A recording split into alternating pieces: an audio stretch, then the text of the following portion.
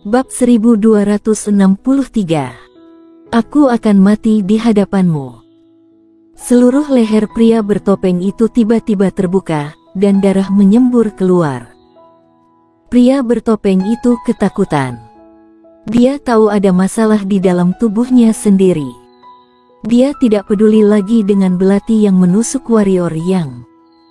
Dia langsung fokus pada tubuhnya sendiri dan menekan darah di dalam tubuh. Tubuhnya dikendalikan oleh warrior Yang dan darah itu seketika berhenti.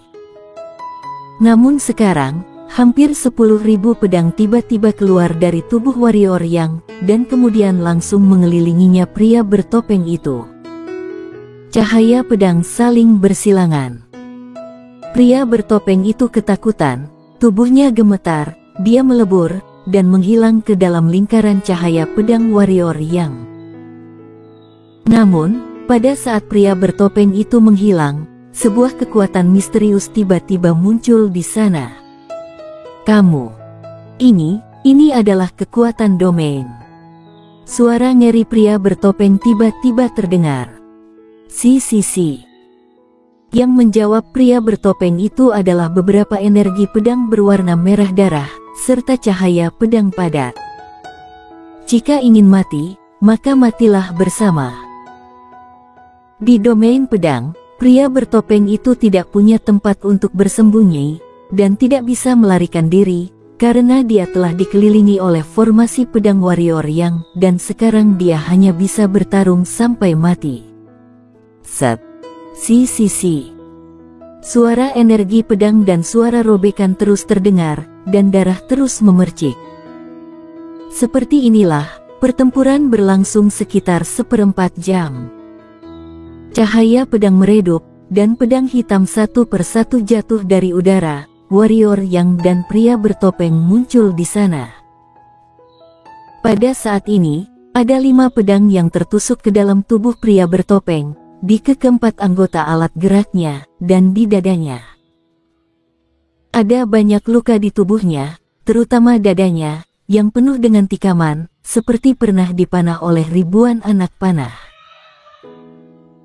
Sedangkan warrior Yang juga tidak jauh lebih baik, belum lagi 2 luka di perut, punggungnya, di tenggorokannya, di antara alisnya, dan dada bagian depan jantungnya, tapi untungnya luka itu tidak terlalu dalam dan tidak berakibat fatal.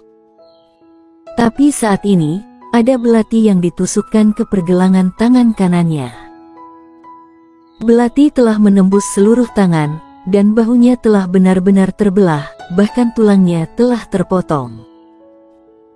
Hanya ada 1 titik yang tersisa, dan lengan kanan sepenuhnya tergelantung, seolah-olah akan segera jatuh. Pria bertopeng itu memandang warrior Yang, dan warrior Yang juga memandangnya. Tak satu pun dari mereka yang menyerang lagi, bukan karena mereka tidak ingin melakukannya, tetapi mereka tidak bisa melakukannya lagi.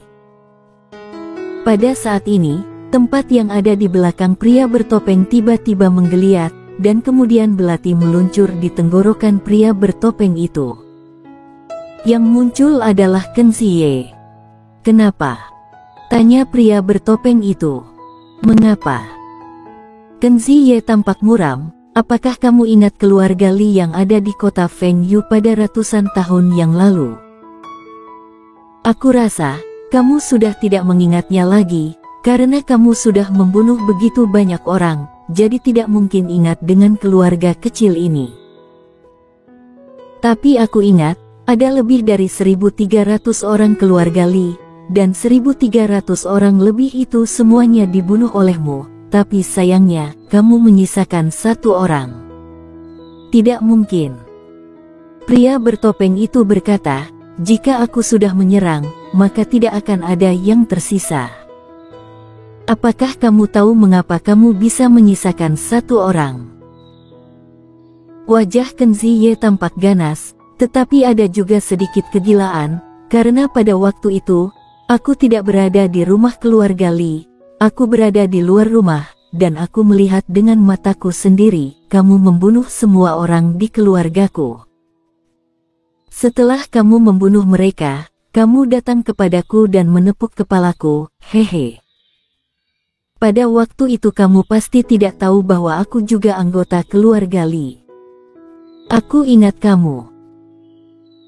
Pria bertopeng itu berkata, waktu itu kamu mengejarku selama 3 hari 3 malam dan memintaku untuk mengangkatmu menjadi murid. Aku tidak setuju, tetapi setelah melihat ketegasanmu, aku membawamu ke paviliun ribuan pembunuh dan meminta para pelayan untuk mengajarimu. Hehe, aku bilang, bagaimana kamu bisa berkhianati? Ternyata kamu selalu ingin berkhianat. Kamu.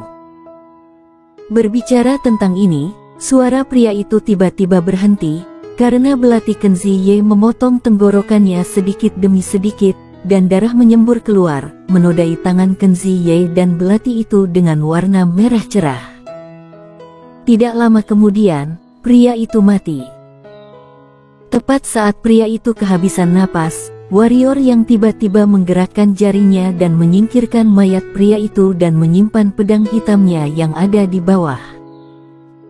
Kenzi Ye memandang warrior yang, dan warrior yang juga memandangnya. Kenzi Ye tidak berbicara, matanya tenang, tapi tidak seperti biasa. Pada saat ini, senyum tiba-tiba muncul di sudut mulut warrior yang, apakah kamu ingin membunuhku dan mengambil kembali jiwamu?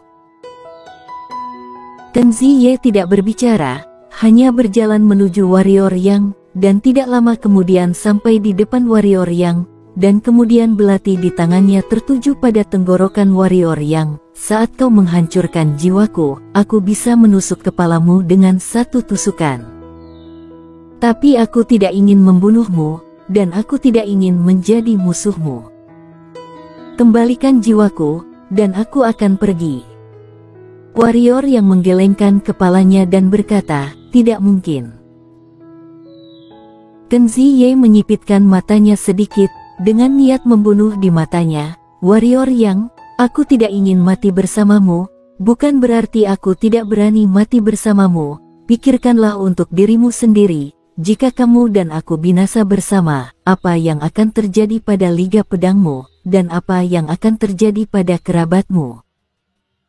Dan lagi, aku tidak memiliki kebencian yang besar padamu, dan binasa bersamaku, apakah itu sepadan? Tidak sepadan.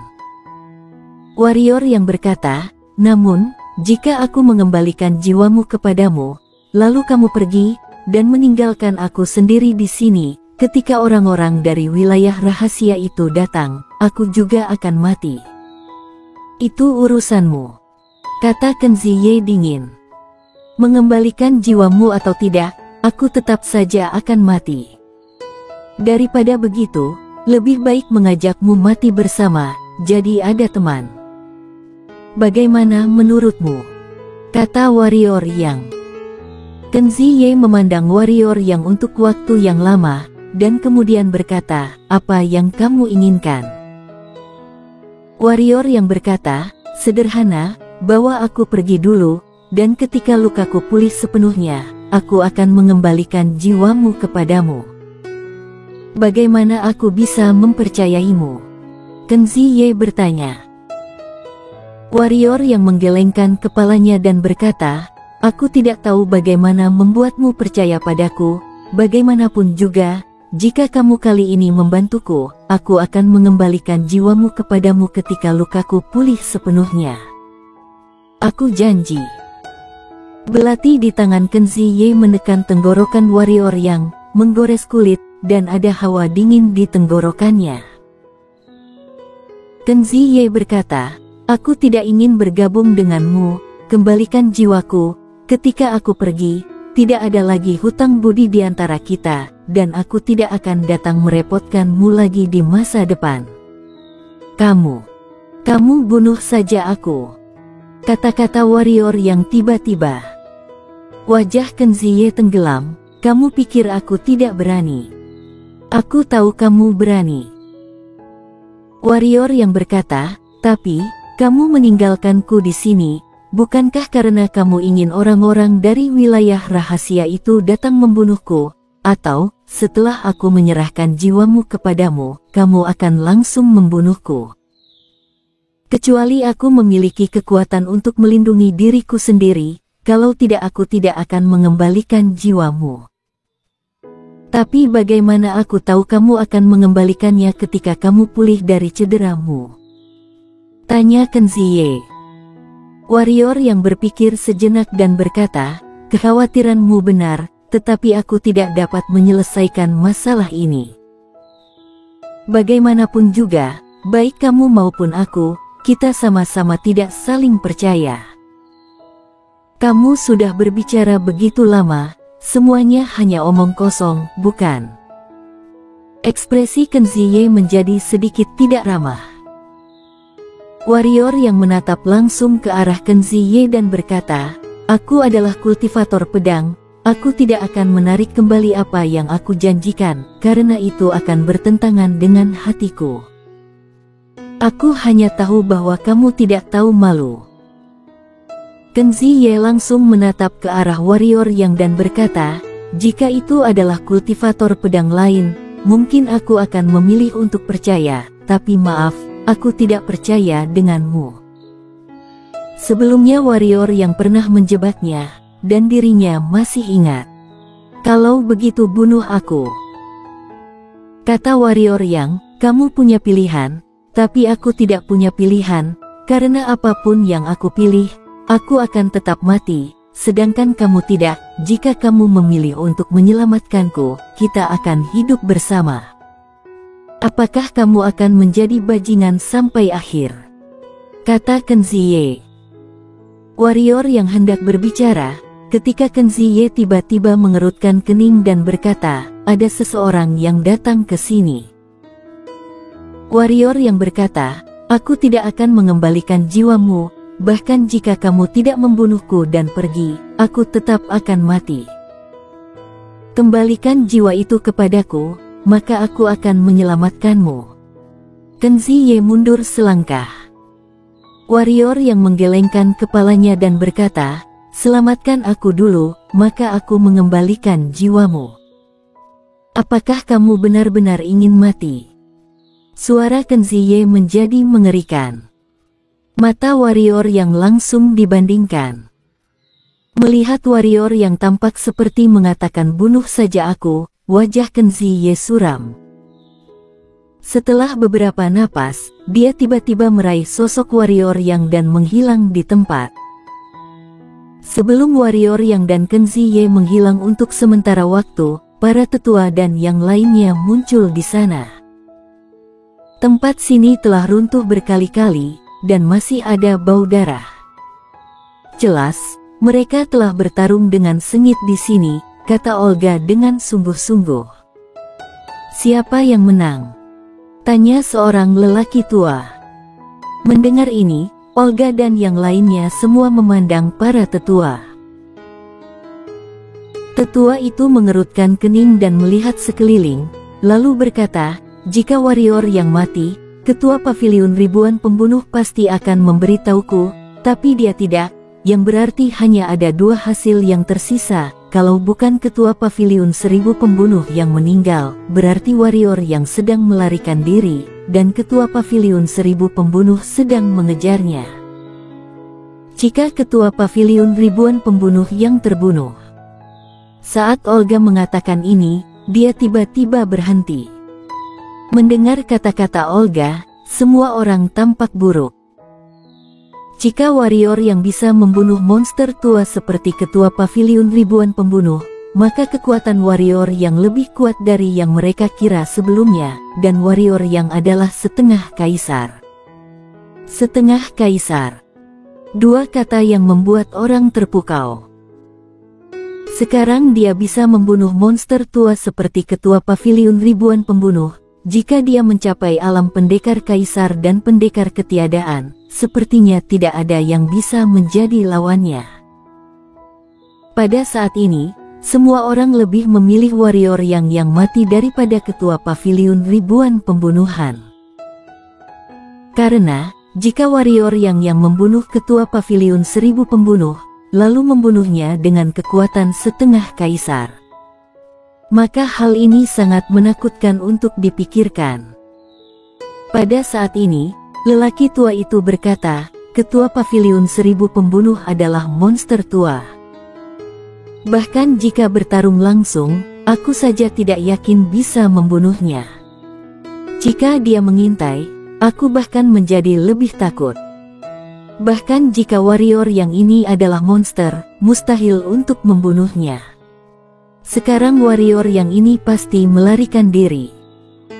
Singkatnya, mulai sekarang, kita akan mencari secara terpisah dan mencoba untuk menemukan mereka.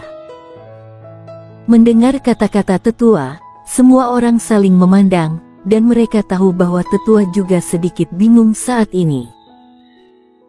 Sebenarnya hal ini normal saja, jika warrior yang benar-benar membunuh monster tua seperti Ketua Paviliun Ribuan Pembunuh, maka ketika dia mencapai pendekar kaisar, para tetua juga mungkin akan mati.